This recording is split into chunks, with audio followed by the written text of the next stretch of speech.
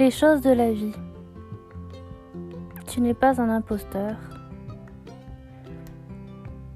Le syndrome de l'imposteur. C'est quelque chose qui est difficile à vaincre quand on n'est pas sûr de soi, quand on est submergé par les doutes, quand on pense qu'on n'a pas notre place. Alors, si je fais ce sujet, c'est pour toi, Momo. C'est pour toi, mon ami, qui passe ton diplôme lundi. Et j'ai confiance en toi. Alors, pour toutes les personnes qui passent un examen, un oral, soyez confiants. Vous méritez votre place. Vous n'avez pas à vous justifier. Vous n'avez pas à faire un pas en arrière. Au contraire, faites le pas en avant et décrochez la lune. D'où ça vient tout ça ? Eh bien, je pense que ça remonte à mes années d'études. Quand j'ai commencé mes études en études d'architecture, chaque année, et pour pas dire tous les 6 mois, ce qui était vraiment le cas, tous les 6 mois, il y a cette remise en question constante de savoir si on a sa place dans ses études, si on a sa place pour devenir un jour potentiellement architecte. Et en fait, c'est une construction de soi-même au fur et à mesure, parce que c'est dur. C'est dur parce qu'on vous éjecte au fur et à mesure. On sélectionne les gens par leur force mentale, par leur force physique, par leur volonté à y arriver, par leur acharnement. Et c'est des études qui, il faut le savoir, ça vous détruit. Et si vous n'êtes pas assez fort, eh bien, ça peut mal tourner. Et si on est fragile psychologiquement, parfois, il y a des drames. Je ne reviendrai pas sur les 2 décès qui ont marqué tout notre parcours universitaire, mais on a une pensée pour elles qui ont lutté, elles qui sont parties trop tôt. Et donc, se battre, c'est aussi accepter. Accepter que, en fait, on n'a pas besoin de toujours se battre contre des moulins, contre les professeurs, contre la société, contre les normes. En fait, on peut aussi décider de laisser glisser sur nous ces choses-là et arriver au bout, arriver à un accomplissement qu'est le diplôme.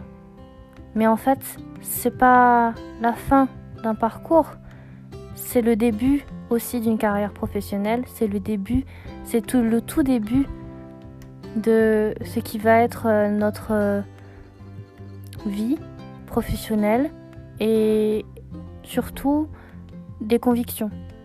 Alors, je me rappelle de cette phrase qu'un de mes profs m'avait dit: ne doute pas de toi, même si le doute c'est important, car tu n'as pas à prouver que tu es meilleur que les autres, tu n'as pas à prouver que tu as ta place ici parce que tu l'as pleinement. Et aujourd'hui que tu as ton diplôme, que ton architecture, elle est aussi juste, radicale et élégante en fait, tu n'as pas à rougir, tu n'as pas à hésiter de toi-même, tu n'as pas à douter de ce que tu es, de ce que tu vaux, parce que chaque personne a ses qualités, a ses défauts, a ses faiblesses, a ses forces, et en fait, concevoir, c'est... En fait, le diplôme, c'est un aboutissement aussi de soi-même, c'est aller décrocher la lune, c'est aller donner le meilleur de soi-même et plus encore, aller au-delà des limites. Et je me rappelle pour mon PFE, projet de fin d'études, qu'on devait présenter nos projets à un professeur et il devait nous donner des conseils sur ce qu'on devait modifier ou pas. Et je me rappelle qu'il m'avait dit: moi je regarderai pas ton projet parce que pour moi il n'y a pas de souci, t'as aucun souci là-dessus. Pour moi le PFE c'est un deuil parce que tu as perdu quelqu'un de cher durant l'année précédente et tu as ce besoin que ce diplôme soit en fait une thérapie pour toi. Et c'était le cas.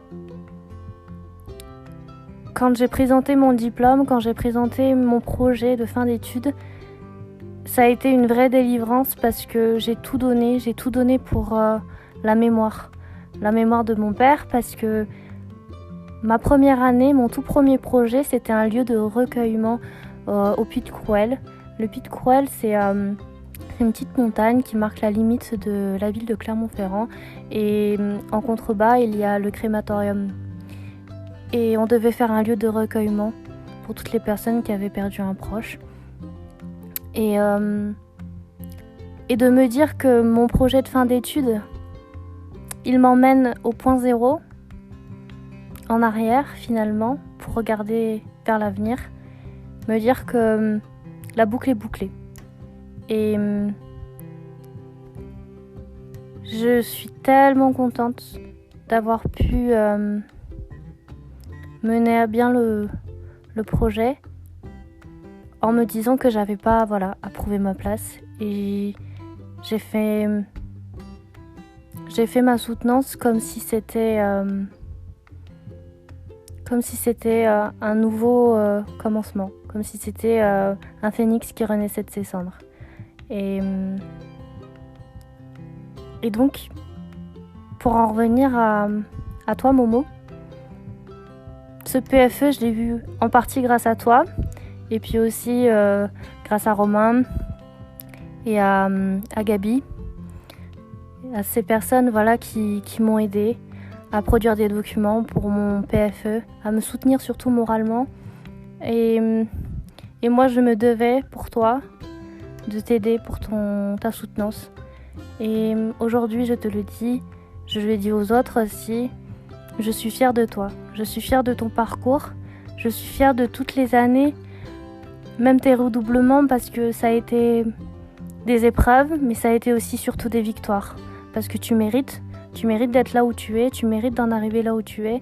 Et je suis sûre que tu seras un très bon architecte. Tu seras le concepteur qui construira pour la toute première fois peut-être dans ton pays, au Sénégal, des architectures vernaculaires de qualité, des architectures qui prennent en compte le territoire, des architectures en terre. Et bien entendu, moi je crois en toi, je crois en ta capacité à trouver les mots justes, à trouver les discours simples qui sera percutant et qui n'aura pas besoin de chichi, parce que tu sauras convaincre juste avec les mots que tu es et tu seras un bon concepteur. Et donc pour toutes les autres personnes qui elles aussi ont des doutes, ont peur de cet oral, ont peur d'une soutenance, d'une présentation, sachez que vous n'avez pas à douter de vous-même, parce que vous avez déjà les clés en vous pour réussir. Et vraiment, vous avez une grande force en vous, parce que si vous en êtes là maintenant, si vous allez présenter quelque chose pour votre diplôme, eh bien c'est parce que vous avez déjà franchi beaucoup de montagnes, peut-être des échecs aussi, et vous avez réussi à vous relever. Et donc, je suis sûre que vous allez y arriver, que vous allez tout donner et que vous allez cartonner. Voilà. Donc, pour vous, pour toi, je suis vraiment fière de toi. Et ne doute pas un instant que tu rayonnes.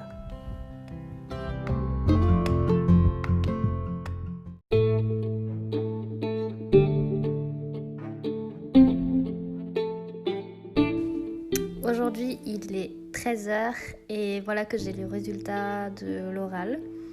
Et bien, je suis vraiment ravie que tu aies validé ta HMOMP et je suis vraiment fière de toi. Je suis émue parce que tout le chemin qu'on a parcouru depuis la première année jusqu'à maintenant, et me dire que maintenant tu vas être diplômée, que tu vas vraiment être architecte, franchement, je